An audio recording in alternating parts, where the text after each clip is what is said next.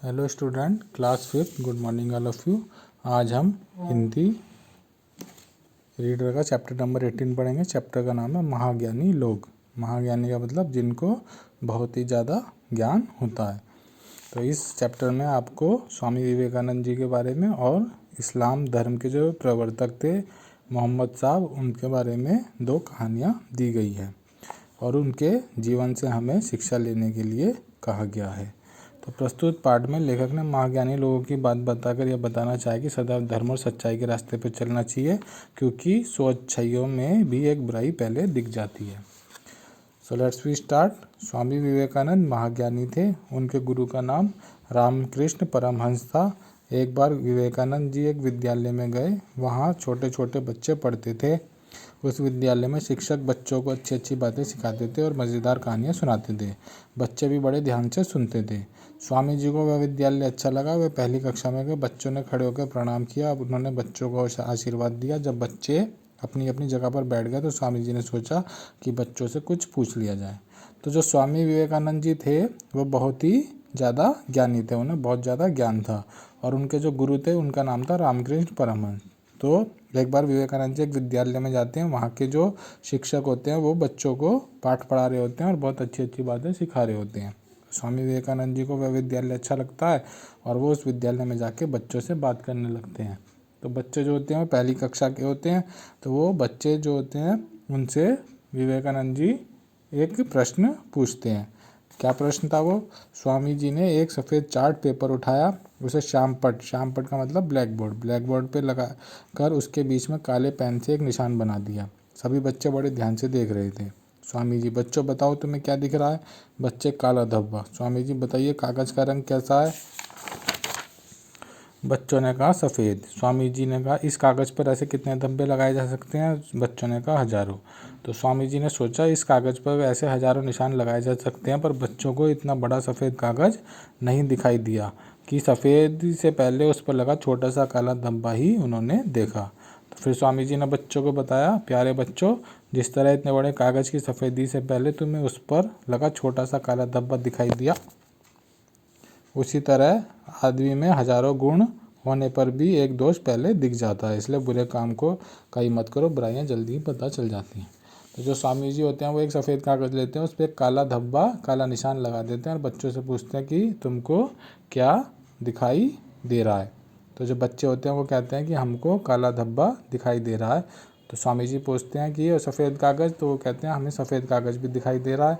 तो स्वामी जी कहते हैं जब इतने बड़े कागज़ पर बच्चों को पहले एक काला धब्बा दिखाई दिया तो इंसान को भी सामने वाले के अंदर कितनी अच्छाई हो, लेकिन अगर उसके अंदर कोई बुराई है तो वो बुराई पहले दिख जाती है। इसलिए हमको कोई भी बुरा काम नहीं करना चाहिए, क्योंकि हमारे अंदर कितनी भी अच्छाई हो, लेकिन अगर हम कोई बुरा काम करते हैं तो लोगों को वो बुरा काम जल्दी दिख जाता है।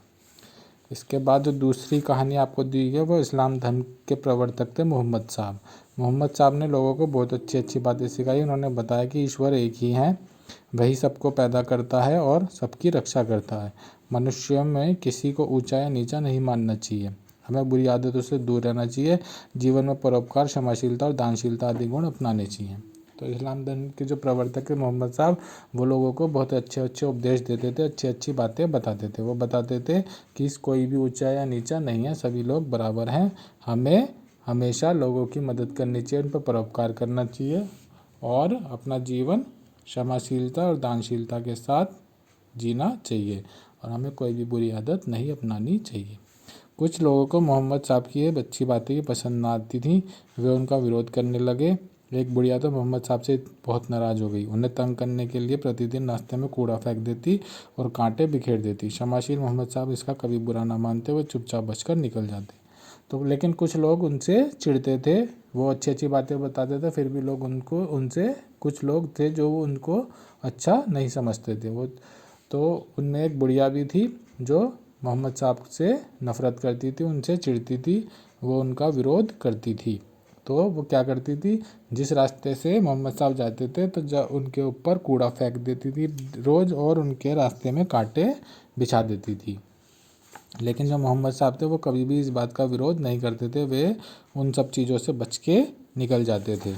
एक दिन मोहम्मद साहब को बड़ा आश्चर्य हुआ। उस दिन उनके रास्ते में न कूड़ा फेंका गया था और न ही कांटे बिखेरे गए थे। मोहम्मद साहब ने रास्ते में कूड़ा बिखेरने वाली बुढ़िया के बारे में पड़ोसी से पूछा, तब पता चला कि वह बुढ़िया बीमार है। तो एक दिन क्या हुआ, मोहम्मद साहब जा रहे थे तो उनके ऊपर ना तो कूड़ा किसी ने फेंका और ना ही उनके रास्ते में किसी ने कांटे बिछाए। तो मोहम्मद साहब को बड़ी ही चिंता हुई। तो उन्होंने पड़ोसी से पूछा, तो पड़ोसी ने कहा कि आज बुढ़िया जो है वो बीमार है, इस वजह से उसने ना तो कूड़ा फेंका और ना ही कांटे बिछाए। मोहम्मद साहब परम दयालु थे। परम दयालु मोहम्मद साहब तुरंत बुढ़िया का हालचाल पूछने उसके घर गए। उनकी क्षमाशीलता देखकर बुढ़िया पर घड़ों पानी पड़ गया। घड़ों पानी का मतलब वो बहुत ही शर्मिंदा हुई। उस दिन से मोहम्मद साहब का विरोध करना बंद कर दिया। बुराई को अच्छाई से जीतने का इससे अच्छा उदाहरण क्या हो सकता है। तो मोहम्मद साहब जब उन्हें पता चला बुढ़िया बीमार है तो वो बुढ़िया के घर जाते हैं, उसका हालचाल पूछते हैं। तो बुढ़िया देखती है कि मैं इनको रोज़ परेशान करती थी, इन पर कूड़ा फेंकती थी, लेकिन आज ये मेरे बीमार होने पर मेरा हालचाल पूछने आए हैं। तो वो बुढ़िया जो होती है बड़ा ही शर्मिंदा होती है और उस दिन से बाद से वो मोहम्मद साहब को परेशान नहीं करती, उनका विरोध नहीं करती। तो इसमें बताया गया है कि अगर आपको किसी की बुराइयों को दूर करना है तो उसके साथ अच्छा व्यवहार करना चाहिए। अगर आप भी उसके साथ बुरा व्यवहार करेंगे तो वो कभी भी सही नहीं होगा। तो इस चैप्टर के शब्दार्थ, बहुविकल्पीय प्रश्न, pick right, fill up, right wrong और प्रश्न उत्तर आपको अपनी नोटबुक में करने हैं। Thank you, have a nice day.